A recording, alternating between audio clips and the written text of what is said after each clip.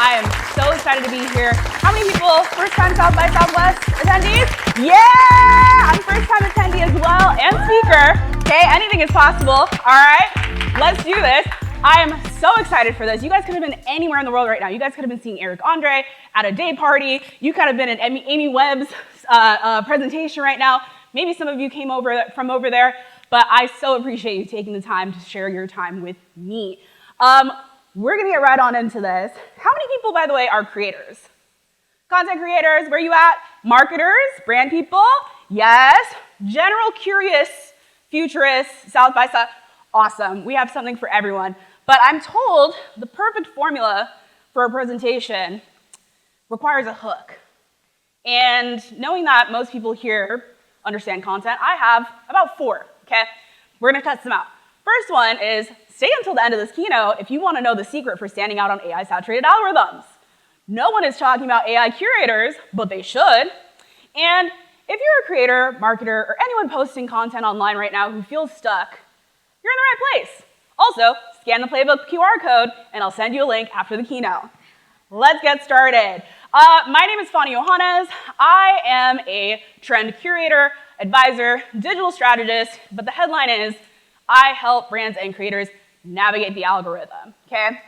I'm also from the Bay Area, California, okay? Home of Olympic gold medalist Alyssa Liu, okay? Our alt queen, our Olympic champion, who is totally, completely, radically herself, right? In the formulaic sport of ice skating. The commentators, I've been watching her routine like for weeks now, the commentators said she unlocked the secret that every athlete is after. Pure joy and operating as if you're not performing for a medal or a sport. She literally broke the formula of her sport. Our goal today is to talk about the formulas that we need to break, right? We in the content creator ecosystem, marketing, brands, anyone that's creating content on social media, we become obsessed with formulas because that's the only way to cope with the weight of creating, producing, editing, managing. Who here is like exhausted right now with the thought of creating content? Like, you gotta post 5 times a day across 4.5 platforms, you gotta engage, you gotta be authentic, you gotta do, we're obsessed with formulas, okay? And it comes down to, this is the $480 billion winning formula for content right now, right? The creator economy is now valued at soon to be valued at 480 billion. This is it, this is the secret. You gotta find a trend, make a hook so you don't break the scroll. You gotta post consistent, you gotta repeat, right? How many people follow this formula? How many people, yes, I mean, you can be honest, I know there's more of us. If there are more than a couple of hands raised, you are using a formula, you are using something that everyone has access to, right? Our goal today is to break the formula and start creating as humans again, for people, which is crazy to think about because I know in the headline, it's all about AI, saturated algorithms and AI, and some of you probably walked in here thinking I'm gonna teach you how to make a faceless AI account and make a ton of money, which some of you, after this presentation, might be interested in that. But for the majority of us, this presentation came about because I saw a stat that I've been tracking since 2024. This stat came out in 2022, by the way, keep that in mind. It said that 90% of online content could be AI generated by 2026. This was before Sora. This was before any of the AI video models, before your Nana Bananas, that powered the Higgs fields, that makes 11 Labs, all the things. So my mind didn't go towards starting a faceless AI account yet. I could have been making bank. I started to wonder, like, what would happen when the internet started looking like this, right? Just like AI, and then like human content, right? I started to wonder, and I'm here today because I've been exploring the question of, and the solution to, what happens to the 10% of human non-AI content competing for the attention on social media. How are we going to reach people? Who will cut through the noise? When saturation becomes the norm, when we're overloaded by content. I don't know if many people know this, but we post 82 years of content a day to YouTube alone. You want to know something crazier? That stat has not been updated since 2019. So there is more content out there than there is people and time to consume it. And so we are in what I call the saturation surplus era, okay? Taking a step back before we talk about AI and everything that's happening in the AI space. And of course, I said I'm going to leave you with a playbook on how to manage all of this. So I understand this panic or maybe this knot in your stomach that you're feeling, especially some of you that are operating content channels, creating personal content, running a business, a brand, a small business. There's a lot to think about. But I feel like everyone in this room is equipped to handle this. What's coming next, this era that we're approaching. We've been here before. This is the internet timeline. And in every era that comes, we learn and adapt. We don't adapt or die, we learn and adapt.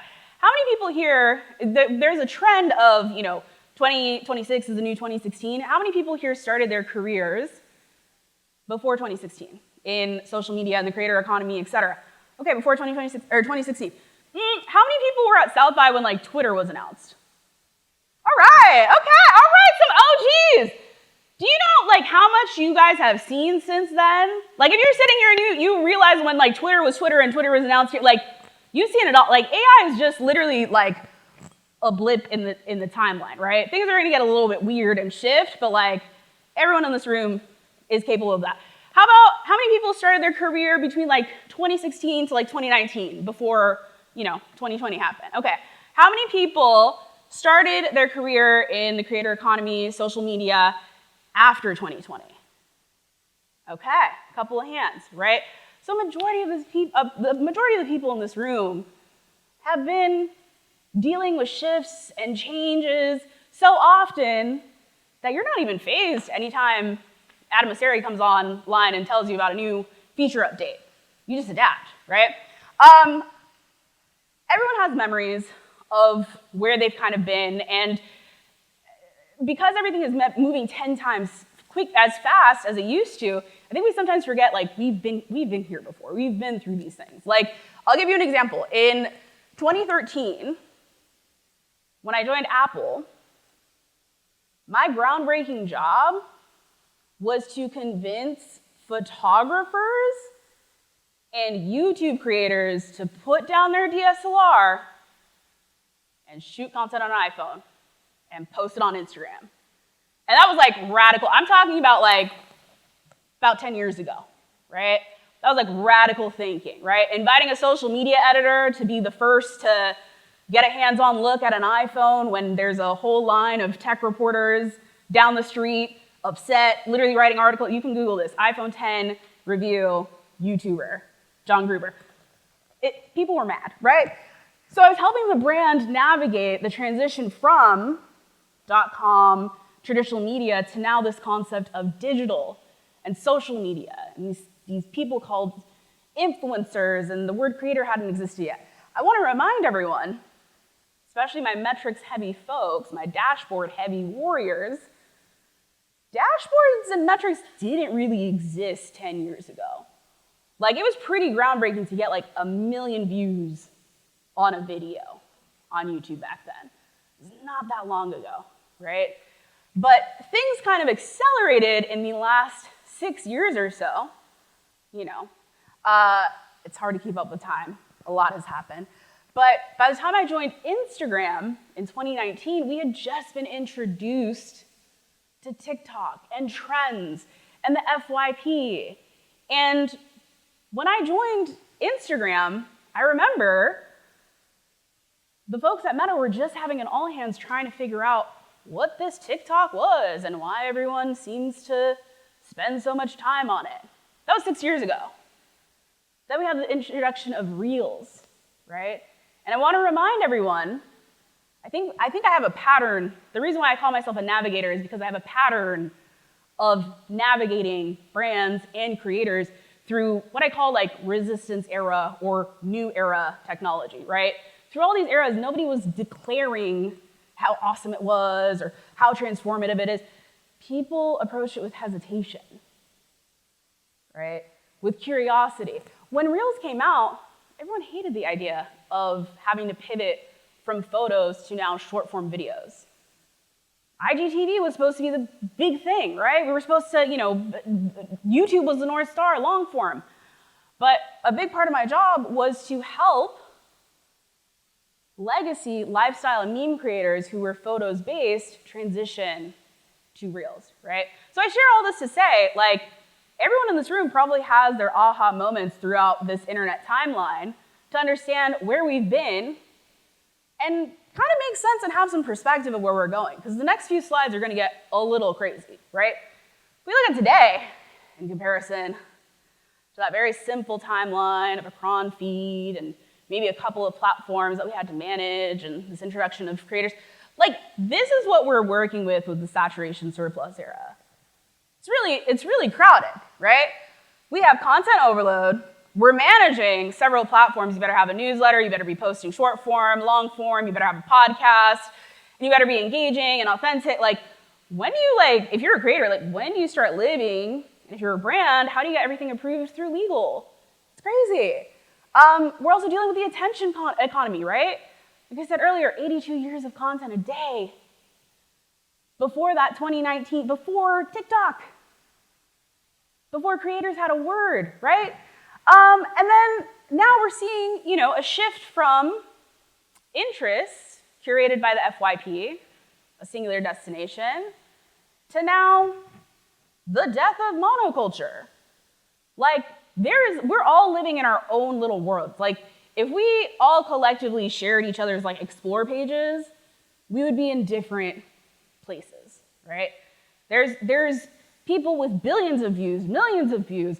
I've never even seen a Mr. Beast video, but he's clearly doing the thing, right? But there's I kind of think of this like terminology that I feel like this crowd will appreciate. Like, you guys remember when like the App Store came out and everyone was like, there's an app for that, right? There's an app for everyone. And like, there's a creator, there's a niche for everyone, right? It's a very big internet pool that we're working with right now.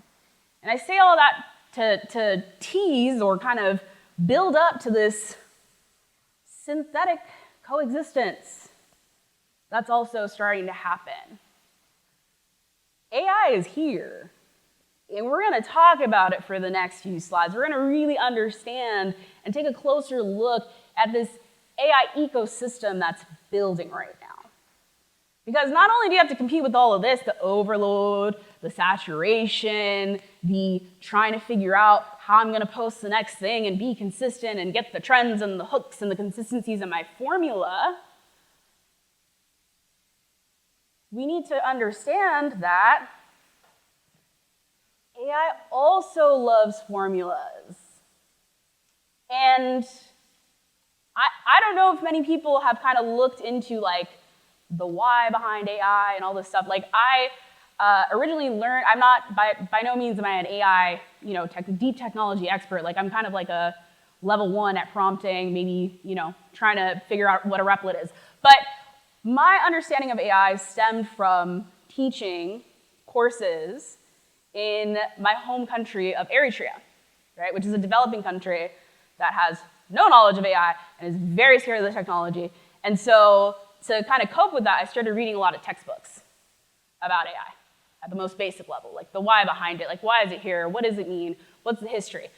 I'll give you a very short headline. AI loves predictability. It literally reads off of predictability. So formulas, like the one that you're using right now, is perfect for AI because AI curators are using your content strategy that you're using every day to prompt an entirely new genre of content. And I say AI curators, because I think there's a lot of misconception happening right now as it relates to who is creating all this content that seems to be everywhere. Every time you scroll, you can't escape it. Oh my God, is there going to be no creators left? Are we going to be replaced? Is there actually going to be 90% of AI content that takes over? Just remember, it's a human behind the content, right? Does everyone here follow a meme account? Faceless meme account, right? Who's the person behind your favorite meme account? You don't always know. They're just kind of taking inspiration from already existing content, some original, some that they borrowed, some that they want to curate to express their point of view, right? And so when we talk about the people behind AI, I'm kind of adopting a new terminology that I'm not really seeing right now. And what I want to help people understand is that there is a person behind the keyboard. And they're using content strategies that are really accessible online right now and pairing that with really powerful AI video tools. And they're prompting content and building influencers and channels and growth hacking the algorithm. And some of them are monetizing up to $60,000 a month in platform monetization and brand deals. So if anyone's walking into this thinking, is it really a big deal? It's kind of a big deal. It's happening. It's happening, right? And so I want to take you behind the scenes of like, how do these accounts work? Because again, I did some investigative research, right? I saw this stat, 90% of online content could be AI generated by 2026, and I said, let me start talking to some of these people. So I started talking to different AI curators who are behind some accounts. And again, the internet is wide. I don't know every single AI curator out there. I just talked to like maybe 2, right? And it comes down to this very simple workflow that we'll see in an application in a little bit. But literally, it comes down to the perfect content formula that I shared earlier. All you have to do to have a really successful AI account influencer presence is you have to think of a trend, right? An idea that you can just rip from your FYP. You think of a hook, right? A compelling content format with one of the many hooks that you can get from one of the many social media gurus that are online, right? Who are actually providing very valuable insight. But if you have tools like AI, you just have to prompt the information, right? And then all you have to do is be consistent with AI tools. Some AI curators that I've researched through articles coming out, which again, I plugged you guys in the hook earlier. You guys are gonna get all the research articles if you scan that QR code. Thank you very much. They post anywhere from 5 to 1,000 times a day, right? And it's the perfect formula, right? Because when you think about what is rewarded and why we're using these formulas, why do we use these formulas? Because we want watch time, right? We want to be rewarded and monetized on these platforms. So the way watch time is currently rewarded on these algorithms is by posting more content, right? But that formula is breaking. And I can't say platforms are going to change overnight, but if they don't, we're just going to be in a cycle. We're going to eventually like model collapse altogether, right? Because if you just post consistently and try to repeat and try to get, you're only creating more content, not necessarily reaching people. And again, I have a hack for that at the end, so you got to stick around to the end, but you kind of see where I'm building at. We're still in the AI education part of it and getting a lay of the land. How many people, and I need a raise hand activity because like this is going to get crazy. How many of you have seen these talking objects? Raise your hand. Yes, you see everyone. People are seeing this stuff. How many of you like found it like interesting? Informational? Maybe you bookmarked it? You guys definitely liked it, and so you're probably seeing a little bit more of AI content on your feed, right? Another signal about how the algorithm works, right? It's not some all-knowing being that's, sending this to mom and dad. Like, it's kind of doing its thing. It's kind of, it's kind of cutesy. But again, it's using the same formula, right? I'm gonna play the video because it's here, but Warm water. Drink me first thing in the morning. I flush out all the toxins and wake up your metabolism instantly. I'm probiotic yogurt. Eat me with breakfast to fix your gut biome. And then literally, like, it's kind of like spawned into its own universe, right? I'm gonna tell you guys like exactly how these are made, by the way, because this slide right here, I made all of these in like minutes, right? I'm gonna tell you exactly how I did it. And it's pretty crazy. But it literally follows a formula that has now not only reached all of you, but it's turning into its own AI world, its own AI trend, where people are now making react videos, where people who get a hold of this technology, or not technology, this thing that I'm gonna show you, are creating their own like little micro dramas with these characters. Open source content is here. It's crazy. It's the Wild West over here. And literally, all you have to do is follow the formula. You guys can take a screenshot of it, grab it. I hope you have your AI note takers handy because like you can look at the transcription after this. All an AI curator has to do is share an idea with a custom GPT. Those little characters, we can't even trace back what account they stem from. Trust me, I tried. I'm not an investigative journalist, but I literally turned into an investigative journalist trying to figure out where are these characters coming from. I study trends, I study influencers, I study the origin of content that you see on the FYP or the Reels page. I just want to know, like, who started this? And my research, aka my consumption, led me to a page called AI Centuries. They're one of those, Instagram pages that kind of curate information about how you too can make a lot of money creating these really easy AI videos by doing some prompts and doing the things. So they created a custom GPT called Object Talk. And in this custom GPT, which by the way, I did link for the QR code you're about to scan at the end of this event, all you have to do with this custom GPT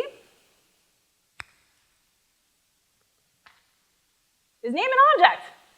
Like literally, like this little guy, Parmesan, I said Parmesan. And it literally just, whoop, like this is great, I'm gonna create a prompt for you to copy and paste that into one of these AI tools, right? I'm gonna give you 5 different scripts. So you can make 5 different videos using the audio in something like 11 Labs, right? I'm gonna give you the exact prompt to make your own Pixar-style character. Share an idea, get the trend hook, kind of edit it, post it, and repeat. And some of these accounts, by the way, the OGs, these screenshots are actually out of date, while still having the new Instagram tag, which, little inside baseball, the new Instagram tag, it's basically an account that's been only active for a few weeks or up to a month, but has not been posting consistently. So the more you post, you actually get rid of that badge quicker. But they were getting 5 to 6 figure followings from real people, right? From real humans. A lot of people that I reached out to, like I was the only one seeing this for the longest time, and I was like, what's happening? What's going on? I was reaching out to my other creator economy friends, are you seeing this? Nobody was seeing this. They were seeing it, because a lot of people raised their hands, but they weren't thinking about it, right? And so I actually was reached out to by a culture reporter at a publication who's like, now, she's like, what's happening here? Like, and she asked me why this is happening. Who's behind this? What's going on? I said, I don't know about who's behind this. It's an open source trend that we're starting to see. Content trends will soon be open sourced, right? But the why behind it is like, we can't underestimate a brain rot. Like people on the other side of the screen are passively liking AI content, right? That's all this is, really. It's a formula using some really interesting tools like Higgsfield or Kling AI or OpenArt or making audio scripts through 11 Labs, right? The formula is pretty basic, but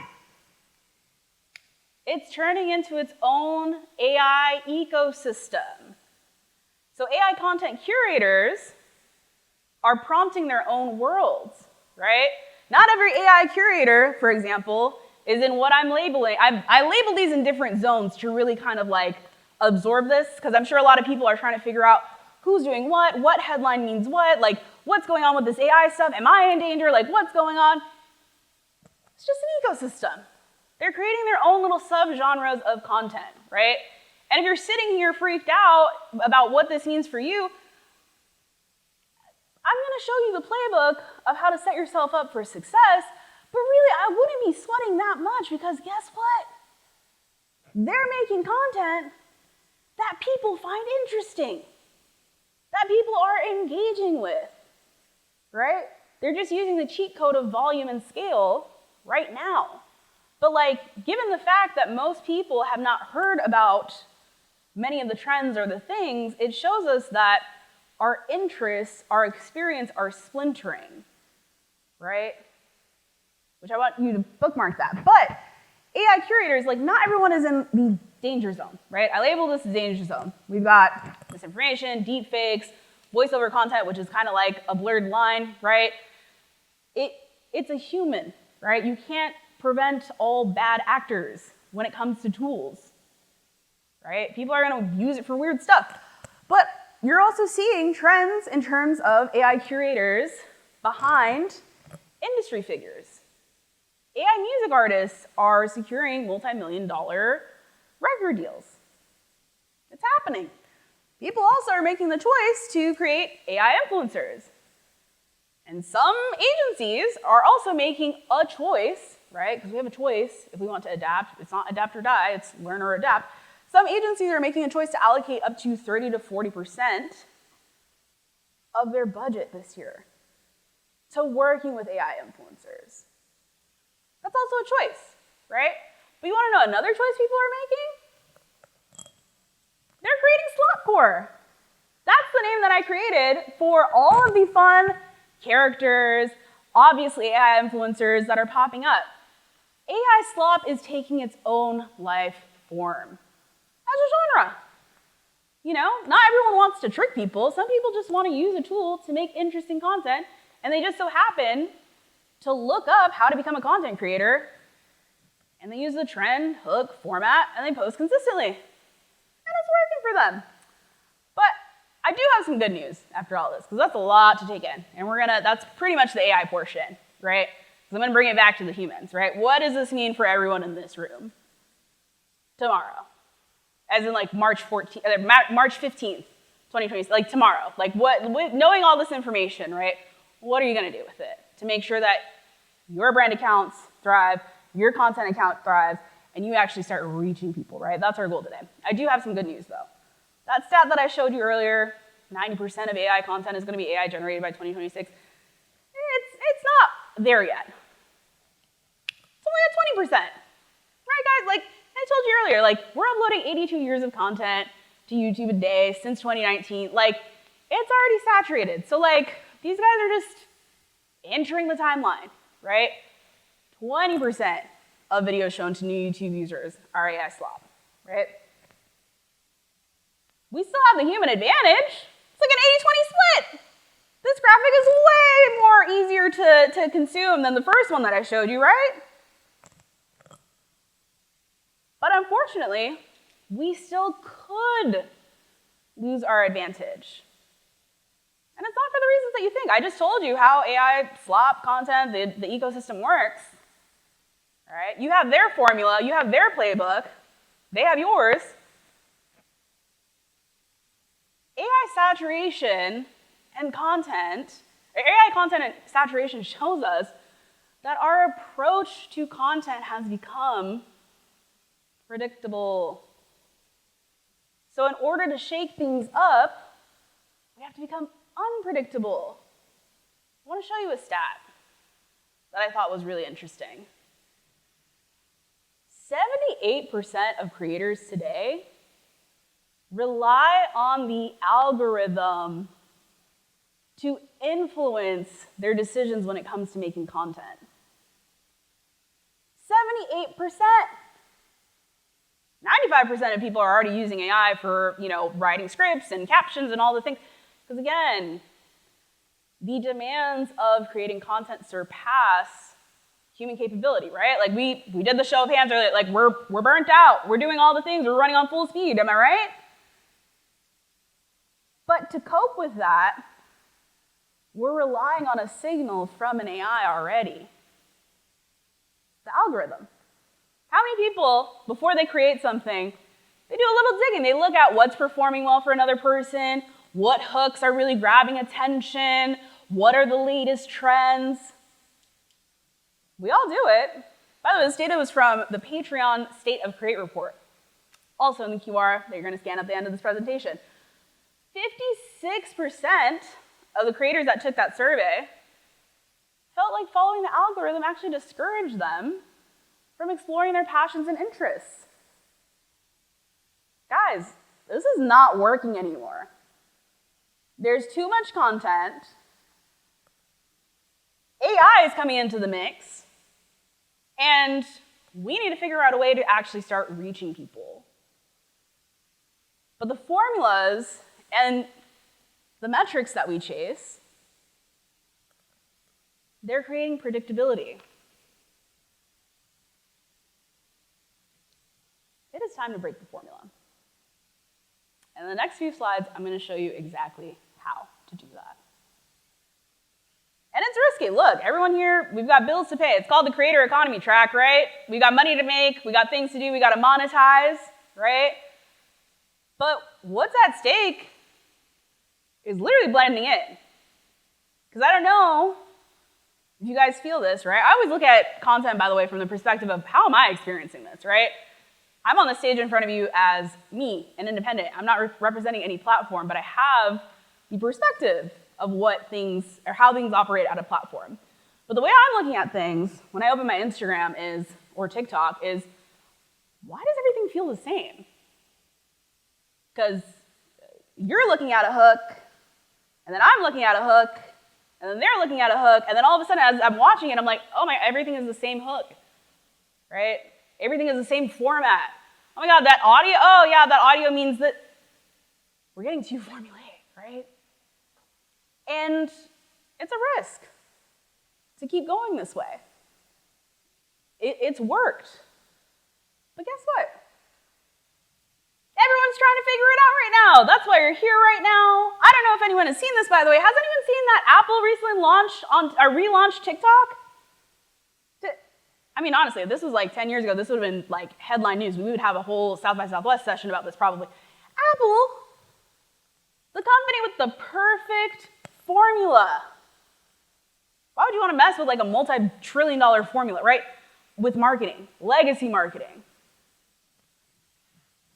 They literally just launched a TikTok account.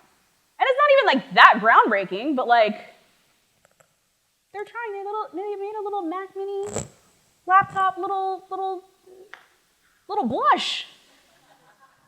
What? And it was a drop in the bucket. Like, if I think 2 people raised their hands?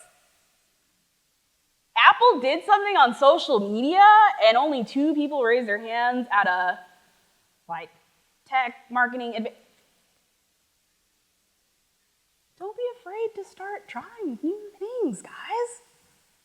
You might find your people. Evolving beats repeating formulas. That is, unless I've influenced some people to start some AI creator accounts, which, fair game. Again, it's a choice, right? It's a choice how you want to move forward, right? And we're getting to the good part. We're getting to the fun part. I'm leaving you with a little playbook, a new little playbook, right? But we are going to have to keep an open mind, right? Because it's going to flip everything that you know and think about in terms of your approach to content on its head a little bit. It's going to get a little uncomfortable. Because my first point, we got to ditch the metrics, you guys. We got to ditch the dashboards. We got to, like, while you're obsessing over your thumbnail or, like, at what point people have dropped off my view count or how many impressions I have or the likes or things. Like, you're not focusing on like what actually moves people, right? Metrics should not be the mission. Because if you're looking at the metrics, you're performing for the algorithm, not a person. Because you're gonna want to take a picture of this next slide. Your metrics will be thrown off by all of this. I don't know if anyone's seen this, but last week, an AI photo of Zendaya and Tom Holland got 10 million likes on Instagram. Now that falls in the danger zone category, right? Deep fake, misinfo. 10 million likes. How are we gonna quantify that? And then on top of that, most people are watching on a split screen. We don't even watch, Gen Z doesn't even watch live sports like direct linear anymore. They're on their phone, they're on their thing, they got the live stream on. How are you gonna measure that metric? Also, most people nowadays, a good metric, I'd say, I'll throw this in there, is like people comment in memes and internet language and photos. Like, how do you measure sentiment off of that? You gotta build for this guy, or girl, or they, or them. You gotta build for people first. You can't be for everyone anymore. Like, you can get 10 million likes on a photo today, and a room full of people will not know who you are, right? This person will. They really mess with your content? You gotta focus on reaching one person and build for that person, because guess what? The algorithm is probably gonna categorize it so more people find it and more people find it, and it builds around interests. Metrics are not a signal for interests, right? Metrics perhaps can measure the impact of your content, but you're not gonna get there if you don't build for a person first. I also have a prediction for my marketers out here. I think by this time next year, as we learned today, the world of internet is fragmenting into different personalized universes. We're not gonna be focusing on a content strategist that's gonna get you mega viral. Like Mr. Beast aimed for like 1 million followers or 1 million views, he got 1 billion! And he just, he's going, right? But I've never seen a Mr. Beast video before. He's doing his thing, right? But to understand and really wrap our heads around the audiences that we want to focus on and win, we're actually gonna start hiring tailored cultural strategists to understand the ecosystems that we need to tap into. Pretty great stuff. Because for example, I know how a platform works, but like, I have no idea what's going on in sports. I was yesterday years old when I learned what a webtoon was. There is fandoms to be had everywhere on a macro level, and then on a personal level, we're just kind of vibing it out and figuring out where it goes. Speaking of, number 2, we gotta lean into your human advantage. I showed you the $480 billion formula earlier. I'm gonna show you another one, another perspective where the valuation is just starting. And it's gonna start with the people in this room, okay? Because nobody's seen this before. Your human advantage is a new premium. Now, Adam Sari, head of Instagram, former boss, wrote a kind of like manifesto, of like how he thinks AI will shape the creator experience in the distant future. I'm gonna give you some context of how that's going to affect you tomorrow, March 15th, right? He said that authenticity is becoming a scarce resource. And at the time, that freaked a lot of people out. They're like, oh my God, like, are we gonna be replaced by AI? Is this taking over? Like, what's going on? I kind of read that as a market opportunity. Because when the head of a platform that is so influential in the creator economy says something is scarce, that's supply and demand. It's the same reason why 81% of chief marketing officers still say that their customers will probably pay more for human-created content. That's what they currently believe. Again, it's a choice. AI is just a tool over here in its own ecosystem world, and we're still here, 78% of us following an algorithm? Because if you look at the ecosystem, or the kind of concentric circles of what it takes to be a good creator. At the center, we have, performance, monetizing, being consistent, being, doing the trends and the... AI is at the center of that now. That's like low state, that's not even original anymore. Where you really hit the money is on the creator premium. Authenticity is just one little word on that graph. Take a photo. This is your graph, this is your word graph. Most of these things you could probably fill in yourself, right? When you think about the human creator, or the human premium, right? Or actually, let's say the creator premium, right? Because this could apply, again, for any budding AI curator stars that leave this room today. But like the creator premium, the human premium is that you're original, you're unpredictable, you have influence, you inspire people, you have emotions. You also have fandoms. Yesterday I came into a talk here and they were talking about AI companions and AI gods, and maybe that fandom will emerge, but that's a subsection, right? The transactional element of social media is just one aspect. You can't brand deal your way into influence now. You gotta start tapping into some premium here, okay? Number 3 on this playbook, build a presence that cannot be prompted. That is my implored assignment for you after this session. Build a presence that can't be prompted. I'll let you in on a little secret. Every prompt comes with a cost.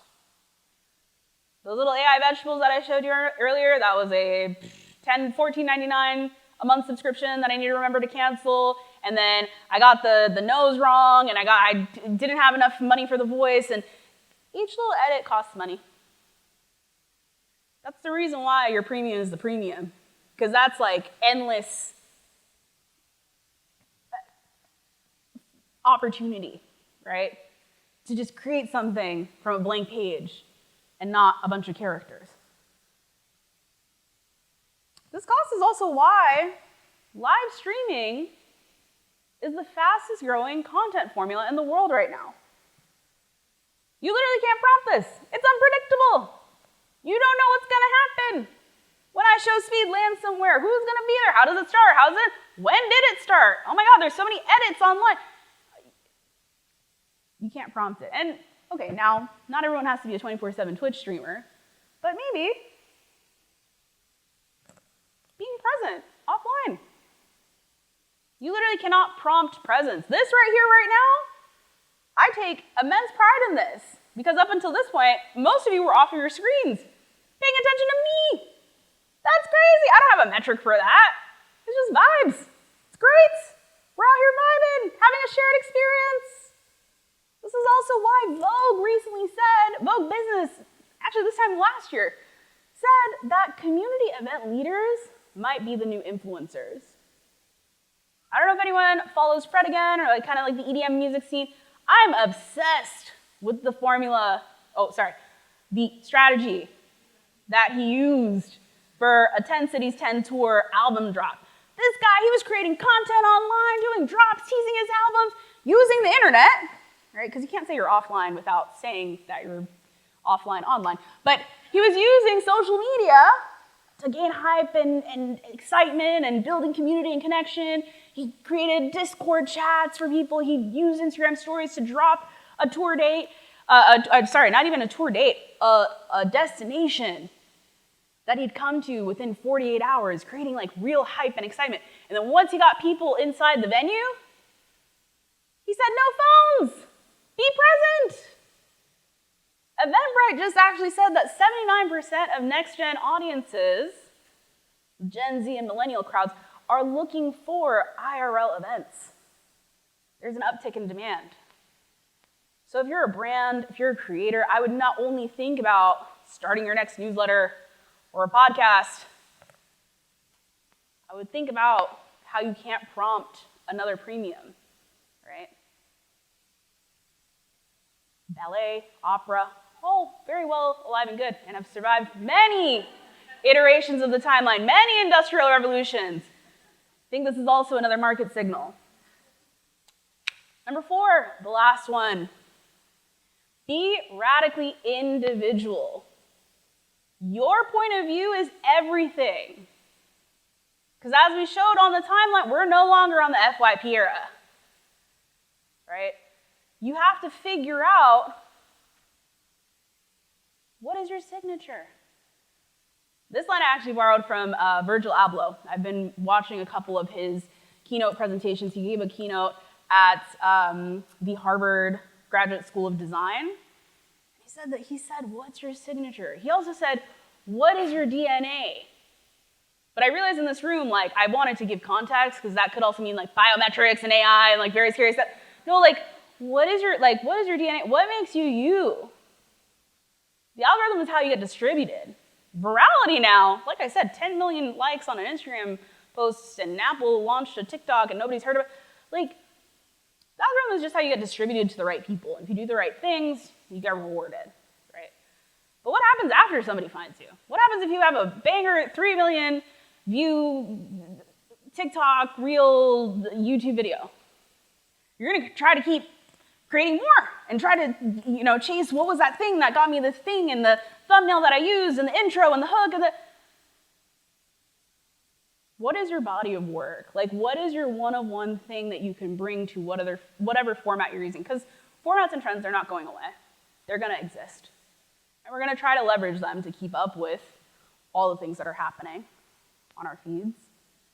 Because again, creator economy, we got money to make. But you shouldn't be leveraging any of that without thinking about what is your one thing for the one person that you're trying to reach. And then keep iterating from there. I'm gonna leave you with this innovators list that TikTok put out, which is actually a part of their TikTok Discover list. They did an entire, list of creators to watch for 2026. And as somebody who's put together some of these lists before for Instagram, like, it's kind of a signal of like how the platform is thinking about or prioritizing either creators that they care about or creators that they want to signal you should get inspiration from. I don't have a single creator on this list to show you. I wouldn't even focus on these handles because they're all doing their thing. What applies to everyone in this room is the description that they used for some of the creators in the section of this list. TikTok said that innovators are pioneers who boldly chart their own course, turning fearless originality into a spark of inspiration. They bring a personal, inventive, and sometimes unconventional approach to content, embodying an audacious spirit and offering a perspective that's entirely their own. Pretty radical stuff coming from the TikTok that birthed like mega viral creators. Most of the people on this list had maybe, a couple 100,000 followers, up to 1 million or 2 million. They're focusing on innovating in their own lane. So as we close, I just want to remind you that anyone can replicate formulas.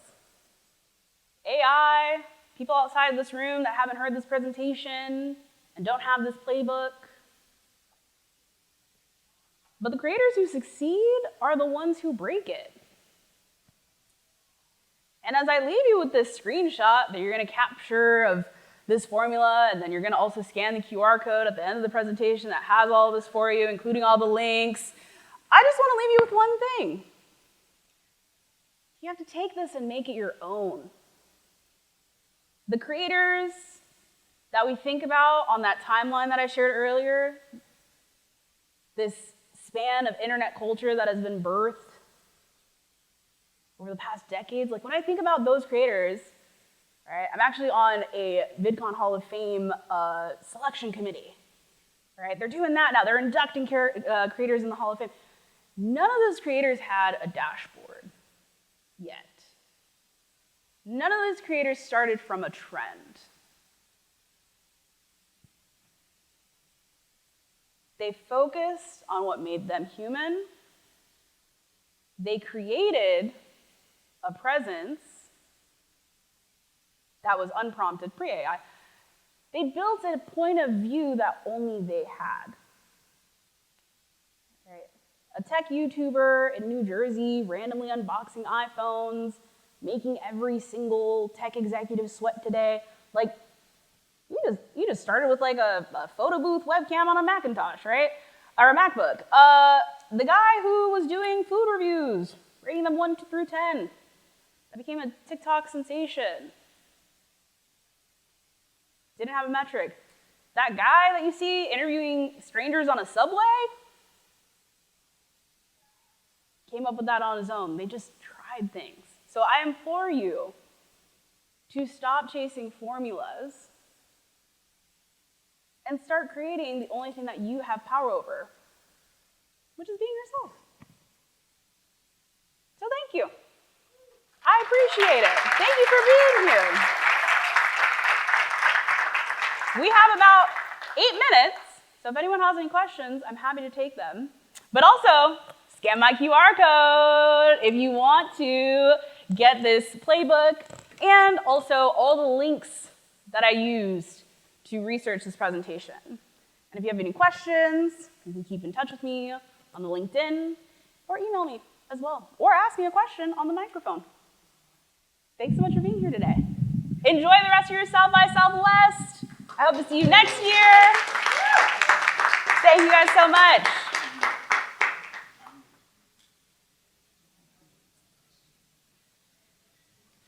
Hello. Yeah. I'm Melanie Mendez-Gonzalez, and I have a platform called ¿Qué Means What that I started 15 years ago. I had my quinceañera this year as a mommy blogger. Awesome. And so, thank you. So I just wanted to talk to you, so I'm not really sure what I'm trying to ask you, but where my mind is going is some of us have been creating some form of content for a long, long time. Mm-hmm. And what I struggle with is I think that I was successful in the beginning because I was doing a lot of what you said today. Yeah. My own lens, I was just sharing the world as I saw it. And I came because I do fear all the algorithms. I am looking at the trends, trying to keep up, trying to stay relevant. Can you expand on what you've seen or what you encourage for maybe creators like me who have been doing it for a long time and we still have ideas, we just feel a little bit scared of all of this new stuff when we see people pop up and are like, boom, they're following the algorithm, or they're following the trends, and it seems that they're doing so well. So any advice you have, I appreciate it. What is the one person that you want to reach?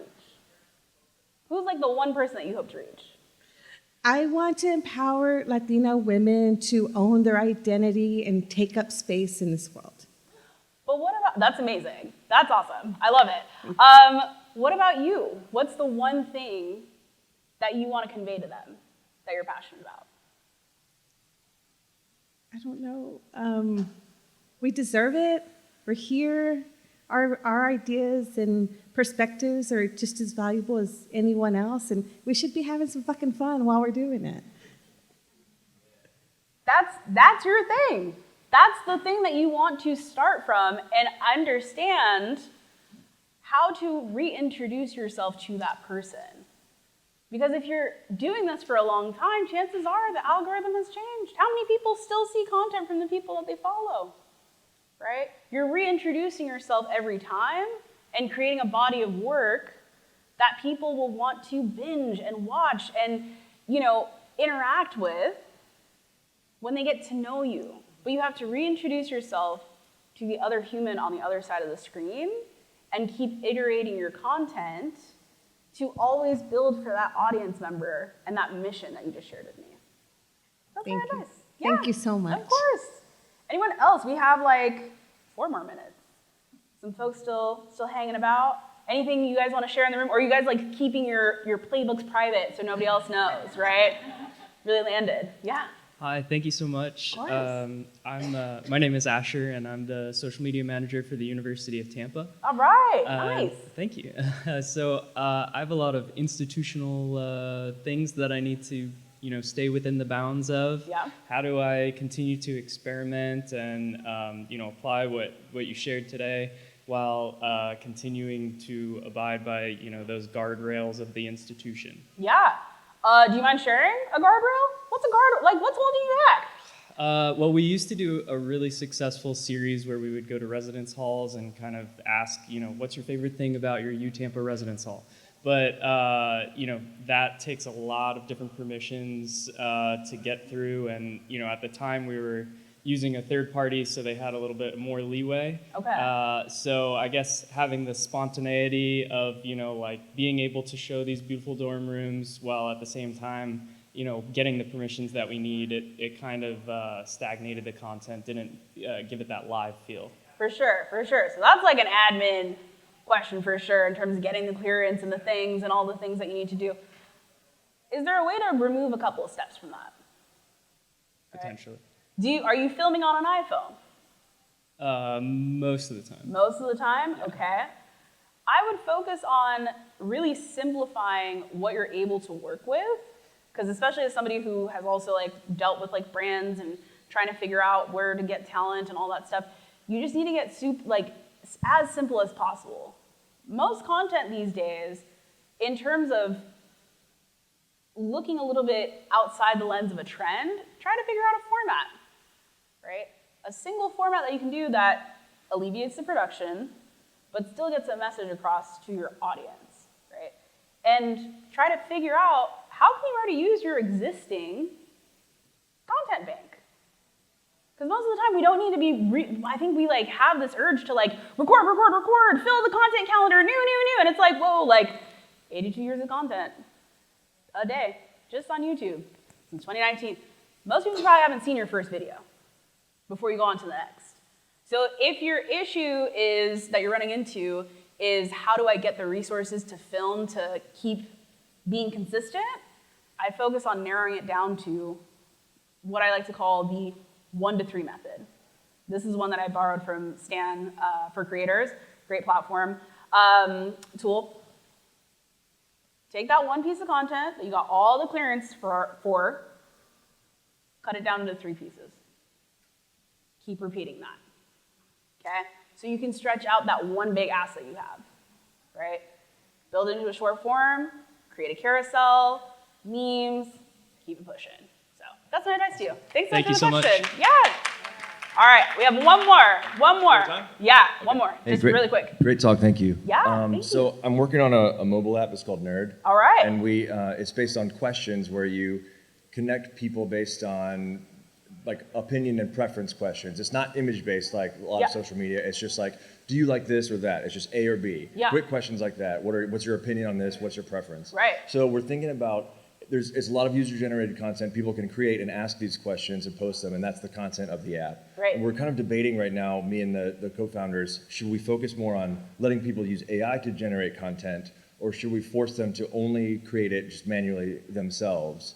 AI would be nice to kind of help speed things along and make it less friction for creating the content, creating these questions and answers. Right. But it might take the human originality element out of it. So as a social media expert, what do you think we should lean towards? I'm gonna leave you with this because I wanna be mindful the next time.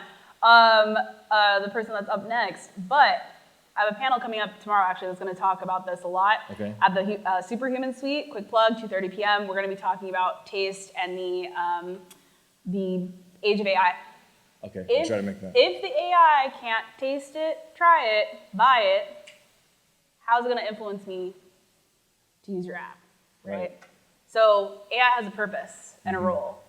Don't use it just to use it. It's got to add value. If it can't try your app, if you can't experience your app, you probably want to try using a human creator instead and use AI maybe for generic content that isn't related to a testimonial or UGC.